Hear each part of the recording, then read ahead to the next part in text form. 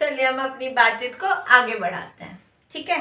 तो जिस तरह से बेरोजगार हमारे भारत का और सबसे खासकर बिहार का बहुत बड़ा वो है, तो आप बताइए कि बेरोजगारी युवाओं को, नौ युवा को किस तरह से भारी पड़ रही है। देखिए, जहां तक युवा की बात है जी। और एक हम भी युवा हैं, तो युवा के जब से बीजेपी सरकार गवर्नमेंट आई है देश में, युवा लगातार हतोत्साहित होते जा रहा है। एक पिछले जमाना थे, लोग हमारे दादा है ना या पापा जी कहा करते थे कि बेटा जब भी बीजेपी की सरकार आई है ना, तो देश में कहीं ना कहीं नौकरियां कमी आई हैं। तो हम लोगों ने लगा कि नहीं 2014 की बात, पहले की बात बीजेपी वैसा हुआ करता होगा, लेकिन अब तो देश के प्रधानमंत्री नरेंद्र मोदी जी, उनकी तो विचारधारा बहुत अच्छे हैं। वो तो हमेशा नौजवान, देश के नौजवानों की बात करते हैं, तो ऐसा होना नहीं है, अच्छा रोजगार मिलेगा। लेकिन जब आप दूसरी सरकार बनी है नरेंद्र मोदी जी का, बीजेपी का, तो आज कहीं ना कहीं ठगा महसूस हो रहे हैं। जिसने प्रधानमंत्री जी ने कहा था कि देश के युवा से पकौड़ा तोड़ा जाएगा, आज खास ने कहा देश के बच्चे युवा पकौड़ा तोड़ने लायक हो गए हैं। कहते कि हम उतना रोजगार मुहैया नहीं करवा सकते हैं, आप छोटे धंधा कीजिए। तो जब छोटे छोटे धंधा एक ग्रेजुएट लड़का कर सकता है, बीकॉम कर सकता है, बीटेक करके कर सकता है, तो जो निचला तत्व के लोग हैं वो कौन सा काम करेगा।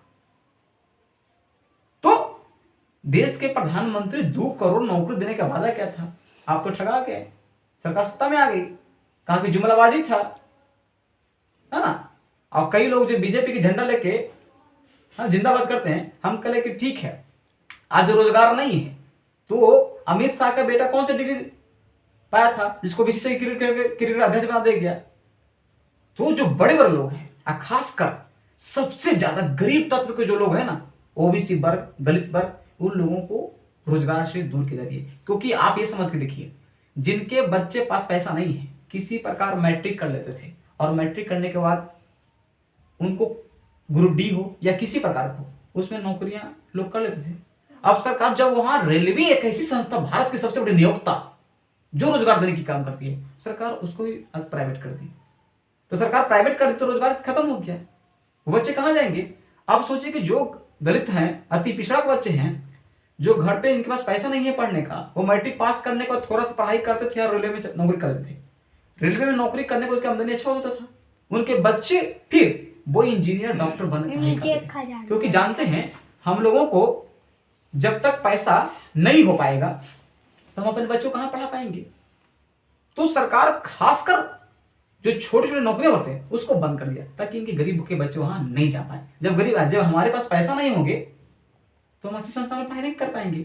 जब अच्छी संस्था में पढ़ाई नहीं कर पाएंगे तो निश्चित बात है कि जो बड़े लोग हैं उनके ही बच्चे आगे चल जाएंगे, विदेश में पढ़ेंगे, हमारे बच्चे तो नीचे नीचे रह जाएंगे। तो सरकार की मूल मकसद ये चीज है, क्योंकि सरकार जो बीजेपी सरकार चल रही है, इनके पीछे आरएसएस के हाथ है। और आरएसएस की मंशा होती है कि देश में उन जो तमाम 85% बहुजन है उन पर शासन कैसे किया जाए, और इस एजेंडे पर वो काम करते हैं।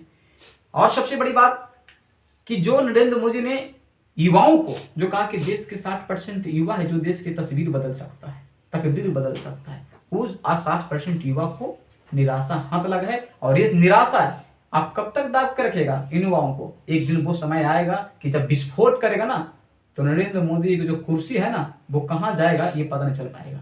आप ईवीएम के माध्यम से आप, है ना, ये करने के मतलब आप सरकार सत्ता में बैठ रहे हैं, एक दिन ऐसा परिस्थिति आएगा, क्योंकि पता आपको होगा ये प्रकृति का नियम है कि अगर जब बाढ़ की पानी आती है तो मछली को नहीं जहां जाना होता है वहां चला जाता है और उसको चींटी को पकड़ पकड़ के खाता है। और जब वही बाढ़ की पानी कमती है तो मछलियां एक छोटा सा गड्ढा में जाती है और चींटी पकड़ पकड़ के मछली को चिपकाता है। तो वो समय आ गई है, अब जनता नरेंद्र मोदी की सारे चीज को अब रैलियां कर रहे हैं, देखने भीड़ अब खत्म हो गया, तो ये सारे घिरते जा रही है और सरकार नाकामियां के कारण और सरकार घिरा रही है। और वो जनता इन तो ऐसा हालात करेगा ना कि कभी सोचे इनकी फिर से बीजेपी सरकार सत्ता में आएंगी।